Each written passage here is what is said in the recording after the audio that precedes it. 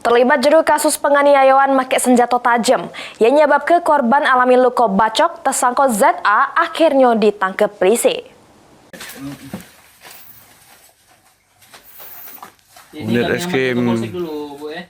Pecah inilah penangkapan tersangka ZA, tukang kayu yang menganiaya tetanggonya dewek. Juru penangkapan yang dipimpin langsung Kapolsek Tanjung Batu Ogan Ilir. Ibtu Syarapuddin Akso, tersangka dak bekutik sama bebuat banyak. Kapolsek Tanjung Batu juru keterangannya ngatoke, pengungkapan kasus ini berawal dari laporan masyarakat di mana pas itu korban bersama anaknya lagi melakukan pengukuran tanah untuk pembangunan pondasi rumah. Dan tersangka datang gawak parang langsung menyerang korban sehingga ngenui lutut kiri korban.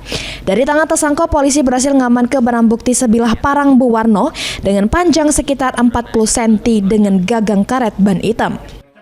Dengan kejadian ini, polisi mengimbau masyarakat untuk menahan diri serta tidak menyelesaikan masalah dengan kekerasan. Ahmad Romawi, PAL TV.